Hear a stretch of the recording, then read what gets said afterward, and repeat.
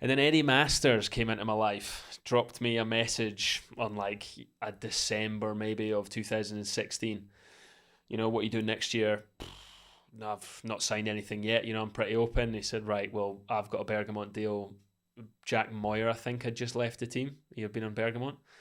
So I was like, well, those guys have got some good results, and went on his Instagram and everybody else's Instagram and Matt Walker's and all those guys, and they looked like they were having a lot of fun. And the selling point was that I could get to go to Queenstown in New Zealand for a month at the start of the year. So he offered me €5,000, and he himself was disgusted with it. It's not so much his money, but he was like, listen, this is all I've got for you. Like, I know it's pretty bad. It's barely going to cover your flights to get here, never mind the rest of the season. But are you in? And I kind of made it's a bit of a childish decision at the time, and went, you know what? I am in. I'm going to do it. Phoned Junior and said, no, I'm not signing this. I'm not taking it. I've got something else. Totally, Tini, Gregor, regret it. I should have maybe stayed as far as performance goes. But Eddie, as far as fun goes, could not have made a better choice. Like, it was a year to gain life experience that I would never have gained anywhere else had it not been for trying to follow Eddie Masters around the world. Like, it was wild. It was a really, really good time. Met some amazing people. Went to one of the coolest countries in the world. Queenstown, New Zealand's amazing, but Queenstown, New Zealand's someplace, just partied there pretty much for a month. Rode bikes, crashed my brains out quite a few times, stitches, parties, the lot, sleeping in the back of cars, sleeping in bathtubs, the mansion party, I was there for that. Like, it was absolute madness. It really was. It was a brilliant year, but I think I maybe got an 11th at Fort William was my best result, and then it would be, I'm pretty sure it was pretty hot and cold there on out. Absolutely, yeah. You got an 11th, but then you were 50th in Leogang, 26th in Val Nord, 42nd in Lenzerheide. You got a second at an IXS at the start of the year. Oh yeah, I remember that. Fabian Burrell and Greg Williamson was there.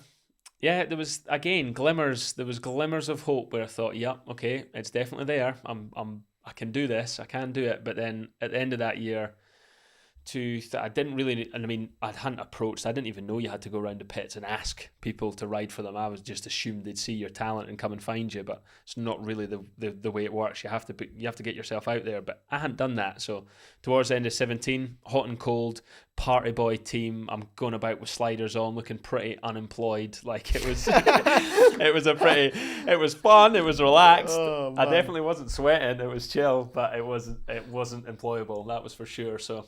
Yeah, needless to say, nobody came near me. And then the team folded in, like, was it December or January? And it came totally out of the blue. Eddie called me and he said, listen, Reece, there's nothing happening next year. I've not got any team. He said, I'm really sorry. I've got nothing. I can't even kind of pass you on to Bergamot. It's not like I'm leaving and there's going to be something there. There's just nothing. So that was it. 2017, the winter of 2016 coming into the year 2017 was just sat in my thumbs, basically. Like, this is it. It's come to an end. I saw glimmers. I could have maybe done it. Had all sorts of thoughts, but what it came down to was, I guess I retire now. I can't make money. My dad mainly was really starting to put the screws down, even though Mum was kind of on the fence, trying to be like, we'll try and help as much as we can. But, you got two other sisters that, you're getting a lot, what you're doing for them, sort of thing. So, yeah, I remember driving up to, me and my dad were going to ride motocross one day, a bit of training or something on Saturday, and I remember just bursting into tears in the van with him and saying, yeah, that's it, I'm done. It's not going to work. I've not got a team. I'm not going to ask you guys to pay for it again. So, yeah, I'll just walk away from it and kind of, I guess, work with you, Dad. He was... he didn't really know what to say. I think I remember him trying to be like, no, I'll be okay, we'll just not have that conversation. Like, almost just trying to not have the conversation, tell me to stop crying and, it'll be all right, sort of thing. So, ended up building pump tracks with Bikescape, Paul, just trying to make a bit of money, kind of done anything that I could. So Paul was working in a bike shop and also trying to get his own business off the ground, which is Bikescape. So he was trying to build pump tracks. So he said to me, because he knew I was at a bit of a loose end, come and help me build pump tracks kind of on the cheap if you're not up to much. I'll give you a bit of experience on machinery. You'll maybe get to do some things that you wouldn't elsewhere. So I thought, yeah, you know what, stuff it. I'll go and give that a shot. So helped build a Cardrona pump track in the middle of winter with about 6 inches of permafrost and a whole lot of laughs and a whole lot of anger and a whole lot of tears. Again, another real life situation, but I learned a lot about how to build a pump track and working machinery and just being outside. And it was just I enjoyed it. It was good. So I'm sat on a machine one day and I get a message from Pish from Commensal 100, as most of you guys would know the team. He messaged me and said, so what are you doing next year, Reece? And I was like, well, actually, I have nothing planned next year. Pish, what are you saying? And he said, I've actually got, I'd like to have you on the team. But he said, I've not really got anything for you. I definitely can't pay you. Struggling to get a mechanic, but I kind of really want you on the team. I don't know, again, it'd be funny to hear Pish's story, but Pitch, whatever you want to say it. He liked what he saw, I guess. He always spoke about my style, liked my style, and I guess he's seen something that nobody else did, because nobody else reached out to me that year, and Pish was the only one. So I didn't even have to question it. He said, "Oh, if you can find a mechanic, you're in." I said to him on the phone, "Done, I'm in." Hung up the phone, was like, "Shit, I better find a mechanic." And as I look out the window of my skid steer, Paul's hammering pins into frozen ground, swearing his ass off. I was like, he works in a bike shop. As long as he can build a wheel, he's in. So I remember turning the machine off, opening the window. I was like, Paul, what are you doing? What are you up to this year? He's trying to build some pump tracks, man. I'm like, right, you want to travel the world with me and race some bikes? I said, I've worked for you cheap. If you can work for me cheap, well, let's go and make it happen. So I'm pretty sure Pish said he can pay Paul like $3,500 for a whole year of mechanic on the World Cup circuit. Paul had never mechanicked on a World Cup bike before, ever. He had been in a shop, parts fitting here and there, a bit gear cable here and there, but it's nothing like a World Cup mechanic. So I lied to Pish and said, I've got a World Cup mechanic. We'll see you at round one. And that was that. That turned out to be probably, to this date, the funnest, most relaxed year of World Cup racing I've ever had. Me and Thomas Stack. Bruce Klein also was on that year. I don't know if he got injured a wee bit. I don't know if Bruce made every round, but me and Thomas Stack ended up getting on like ham and tomato, absolute house on fire. Like, you could not separate us. And for whatever reason, Thomas's English really wasn't great either, but it was just a vibe. You get that. You know what? Yeah, you hung out with him a fair bit. He's just a guy, man. He's just brilliant. It was just everything about him I loved. He was passion. He wasn't neat. He wasn't really tidy. He didn't care about a whole lot. He just ride his bikes, chocolate milk and croissants. He was pretty young as well at that point. He was, yeah. We were both fairly young. Amaury Perrion, I think, had just left the team. After that was Amaury's like kind of breakout year, 17, as like that privateer, Commensal 100. He had a few really good results, as a lot of people will be aware. So he had just left the team. So I knew the team had good pedigree. Thomas was on a bit of a roll, and me and Thomas just merged like we had been with each other all our lives and just went on an absolute tear. We're up till 1, 2 in the morning making pancakes and playing Fortnite.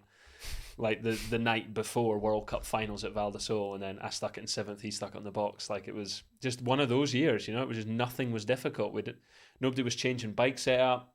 It was just chill, just really, really relaxed, and everything was happening easy. So 2018 was amazing. That was a big year. I remember I had first met Glenn Thompson, who's now my business partner in Sleeper Co. And we were filming a segment. I was riding, he was filming, and I remember saying to him, like, I just want to make it to the World Cups, because I was at uni, I was seeing what you were doing, I could see the trajectory, and I just wanted to be there to film my mate do this thing. Yeah.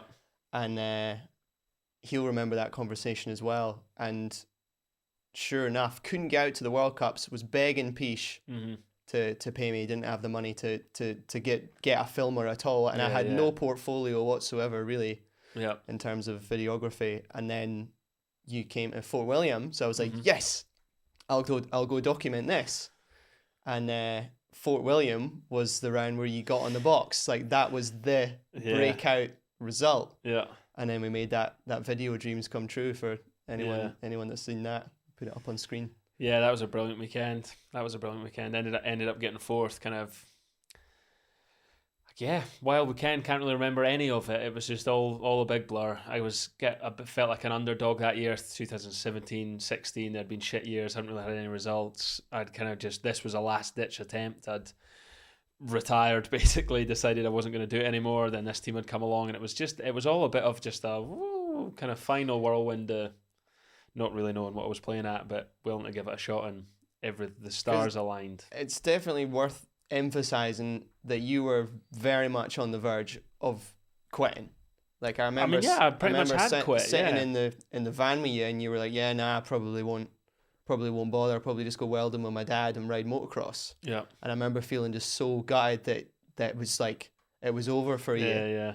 So that film, that's why it's like it channels so much of that So emotion. everybody was crying. Every single person in the place was crying their eyes out. Like it was a massively emotional result. Like I guess World Champs was emotional. I cried like a Wally on that as well, which I didn't really would like to not have done. But some are just emotional and some aren't. Like Snowshoe. When I won Snowshoe, wasn't really emotional at all. It was like a happiness. It was a happy win. And yeah, Fort William was just complete and utter emotions, just tears and tears and tears, because it was all over.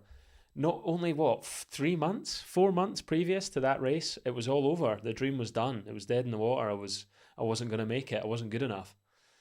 So then that was when Pish phoned me, sat in the digger like, yeah, if I just made a whole load of just yeah. It just felt right to say yes, and just kept saying yes, and then.